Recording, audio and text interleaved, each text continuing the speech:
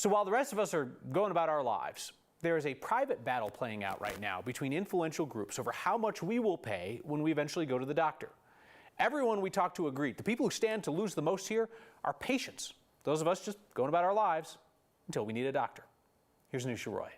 It's the kind of appointment you shouldn't miss. My husband needed to see a cardiologist last year. Diane Cruz and her husband went to 3 appointments before they got their first bill. It eventually added up to $574 for the cardiologist. Facility fee was $476. Diane was confused. She checked. She was in network. She asked about her copays and was now being asked to pay nearly double what she planned for and had no idea what a facility fee was. This is like a month and a half of groceries. A facility fee is specifically for outpatient care at places owned by a hospital. It essentially pays for everything outside of the doctor, nurses, the front desk, technicians, cleaning services, and building issues. Almost hidden costs. Isabel Cruz with Colorado Consumer Health Initiative said as more hospitals and clinics are consolidating, more people are getting these bills. Fear of being able to pay for your medical care is an access issue. So Cruz is working on a proposed bill to change that. Under this bill, my primary care provider affiliated with the hospital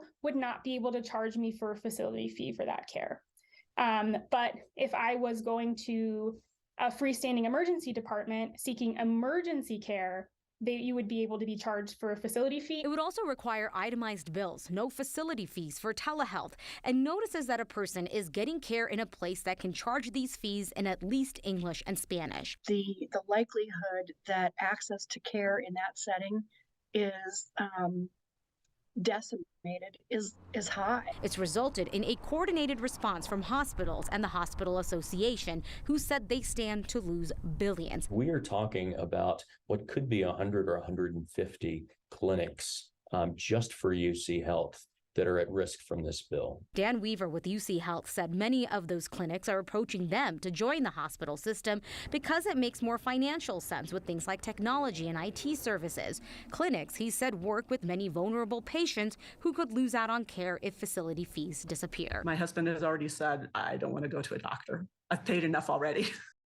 That was the fear from everyone we talked to today, that they were worried that people weren't going to get the care that they need. They just don't agree on how to go about it. So there's been a lot of talk, especially recently, about how much money hospitals actually have, with advocates saying the bigger hospital systems have a better cushion, and they're saying tap into how much executives make. But then UC Health and the Hospital Association said, hey, hold on, conditions have changed. That cushion is old news. Their financial outlook is not good, and that taking money from executives wouldn't cover the financial losses from losing facility fees. Then you talk to the smaller rural hospitals, Kyle, and they said facility fees can make up as much as 80% of their revenue. Wow. So, I mean, all of this again is talking about outpatient services. Like, how much of the medical care universe is that? Yeah, UC Health says it makes up about 98% of their services, and there was this big push across the state to go towards outpatient services because it made more sense money-wise. It was more comfortable for people, more convenient for people, and so that's a huge portion of their population that they're serving. I think what we can expect moving forward is a lot of debate. I mean, even today there was all this back and forth between both sides about the reach of this bill with the way that it's written right now. Anusha, thank you.